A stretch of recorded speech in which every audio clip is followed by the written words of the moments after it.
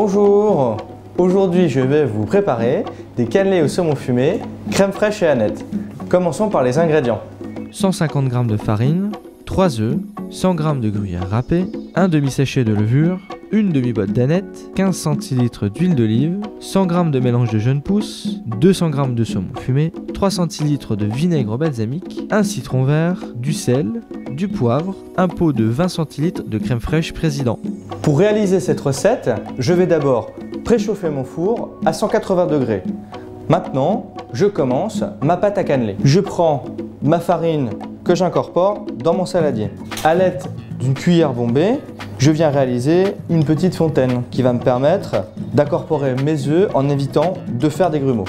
Je commence à remuer délicatement afin de prendre de la farine à chaque tour. J'arrive à une consistance homogène. J'ajoute mon huile d'olive, ma levure, puis ma crème fraîche Président. Après avoir rajouté mes 10 cl de crème fraîche Président, je vais incorporer mon saumon fumé. J'ai compté 200 g de saumon pour cette recette. Puis j'ajoute mon emmental râpé. Pour finir, mon aneth que j'ai préalablement ciselé afin de l'incorporer au mieux dans ma recette. Je n'ai plus qu'à mélanger afin d'obtenir un appareil lisse et homogène. Alors, je prends mon mélange. Puis délicatement, à l'aide d'une cuillère, je viens déposer jusqu'aux 2/3 ma pâte à cannelé dans mes moules. Pour la petite astuce, je vous recommande de verser votre pâte dans vos moules à cannelé et de laisser reposer 1 heure au réfrigérateur avant de les mettre en cuisson. Ils seront plus dorés et plus moelleux.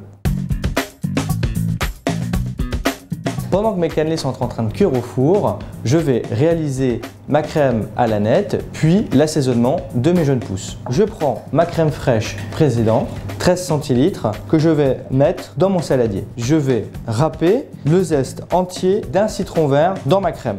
Avec le reste de mon citron vert, je vais le presser sous la paume de ma main afin de casser les alvéoles qu'il y a à l'intérieur pour récupérer le maximum de jus. Puis presser pour verser le jus de mon citron vert dans ma crème. J'ajoute le sel et le poivre, puis je viens remuer énergiquement pour mélanger la totalité des ingrédients. Ma crème est presque prête. Je prends quelques brins d'aneth fraîche que je vais venir finement ciseler. Voilà. Une fois cette opération effectuée, j'ajoute mon aneth fraîchement ciselée dans ma crème. Je mélange le tout et il ne me reste plus qu'à goûter si l'assaisonnement est correct.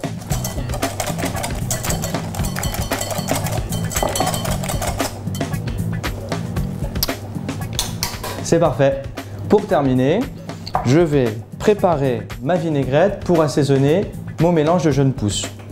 Je prends mon vinaigre balsamique, j'ajoute l'autre moitié de mon citron vert en jus, puis de l'huile d'olive. J'ajoute le sel et le poivre. Il ne me reste plus qu'à émulsionner ma vinaigrette à l'aide d'un fouet. Mais sachez qu'une vinaigrette qui n'est pas liée avec une matière comme de la moutarde finira toujours par retomber. Vous aurez toujours les vinaigres et les huiles qui seront séparées parce que l'huile va remonter au-dessus du vinaigre. Pour cette recette, ça n'est pas très grave. Voilà.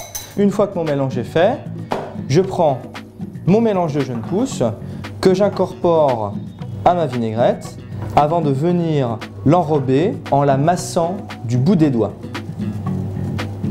Mes cannelés sont cuits et sortis du four, il ne me reste plus qu'à dresser mon assiette.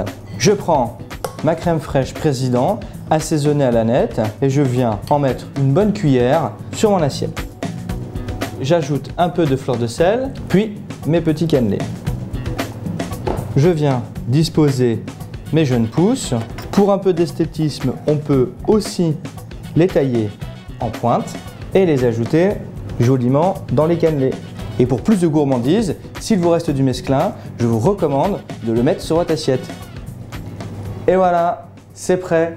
Je vous recommande cette recette car elle est simple et rapide à réaliser et vous pouvez aussi bien vous en servir pour une entrée que pour des petites bouchées à l'apéritif. Bon appétit!